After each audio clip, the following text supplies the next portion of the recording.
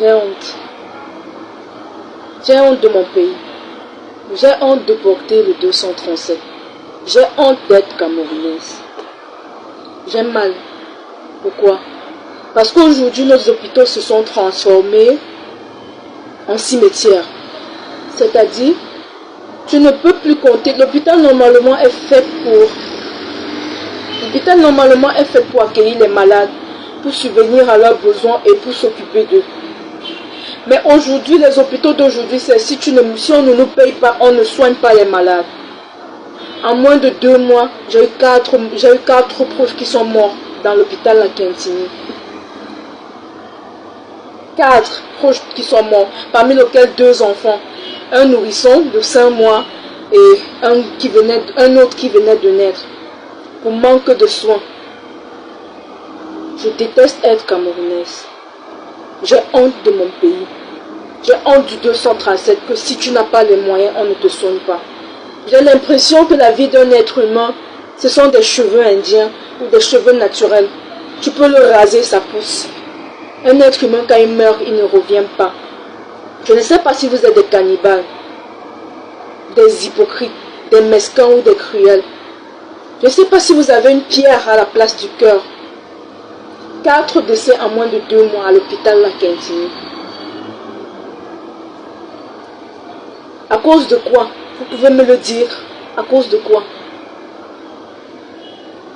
Pourquoi tant de haine dans ce pays? Pourquoi le gouvernement n'agit pas? J'avais décidé de ne jamais donner mon point de vue ou mon opinion sur ce qui concerne la politique. Mais alors là, le régime doit changer. Le régime doit agir. Il est inadmissible qu'on vienne avec un enfant de 5 mois à l'hôpital La Quintini. On dit urgence, aucun médecin ne se déploie. Ils sont sur leur téléphone, ils croisent les pieds, ils mettent sur leur table, ils manipulent leur téléphone. Tu pleures, tu as mal, tu pleures pour ton enfant. Tu cries infirmière, on piaffe. On te demande, madame, tu n'as pas vu la file d'attente. On ne te gère même pas. On te montre à quel point ta vie tu n'as même pas, à quel point tu es un rebut de la terre. On te montre à quel point tu es zéro, tu ne méritais pas de vivre. Et au final, le pauvre enfant de 5 mois qui est décédé, je vais vous conter l'histoire. Il est décédé pour rien. Qu'est-ce qu'il vous a fait? Cette âme sensible, cette âme innocente, qu'est-ce qu'il vous a fait? Pourquoi vous êtes comme ça? Pourquoi vous êtes comme ça? Pourquoi avez-vous décidé d'être des médecins si vous ne voulez pas assumer votre fonction avec Anne, avec Niak?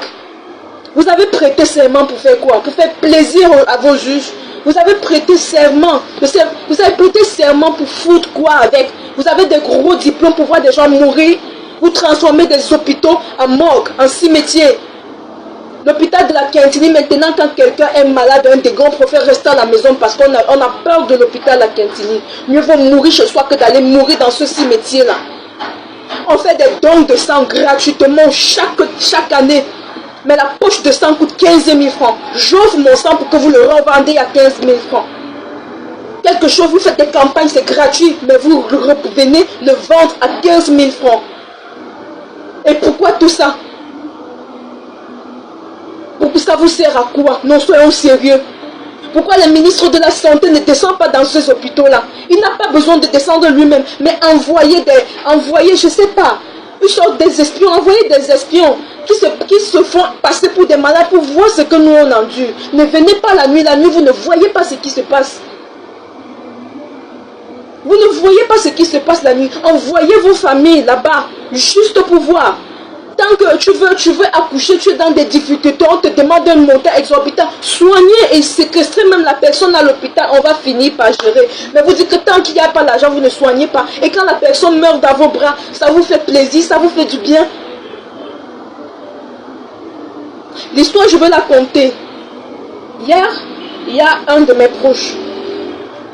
Son enfant chauffait beaucoup. Donc il convulsait et il chauffait beaucoup. On l'a amené dans un petit centre de santé proche de la maison, donc à leur pomme. Aux environs de 23 h, l'enfant chauffait tellement, il vomissait beaucoup. On a alors dit à un de nos proches, d'aller chercher un médicament en pharmacie. Les pharmacies doivent être approvisionnées. Je n'indexe pas seulement les hôpitaux, mais les pharmacies aussi. On a contourné la ville, toute la ville de Douala. On est parti à Akwa. On est parti, on s'est retrouvé à Bonabéry pour un médicament qu'on ne retrouve pas, mais les médecins nous les prescrivent. Étant dans l'inquiétude et vu que l'enfant s'affaiblissait, on a demandé à l'infirmière de donner un médicament qui va pouvoir soulager l'enfant en attendant qu'on continue les recherches. L'infirmière a refusé, elle ne peut pas. Vu que la situation s'aggravait, la maman a décidé d'aller à l'hôpital à Cantini à 4 h du matin. Elle arrive à l'hôpital à Cantini à 4 h du matin, elle supplie les médecins, l'enfant ne va pas bien. On lui sort le gros français. Elle supplie et un moment, 30 minutes plus tard, elle ressent, elle touche l'enfant, ne bouge plus, l'enfant est pâle. Elle touche le pouls, l'enfant est décédé. Traumatisée, elle sort, elle prend son petit bébé, elle sort de l'hôpital avec l'enfant. Elle sort de l'hôpital et elle se met à pleurer. C'est en ce matin maintenant que les médecins viennent récupérer l'enfant. Que ces hypocrites, ces enfants de diable qui sont partis faire des grosses insultes pour pouvoir tuer les gens. Je ne sais pas si c'est l'école du satanisme que vous avez fait. C'est en ce moment quand la mère est dehors en lamentation pour la mort de son bébé, tu vois ces idiots venir porter l'enfant afin d'aller le mettre à la mort. Pourquoi? C'est toujours pour avoir cet argent. Donc, pour vous soigner seulement quand l'enfant est décédé. Arrêtez ça.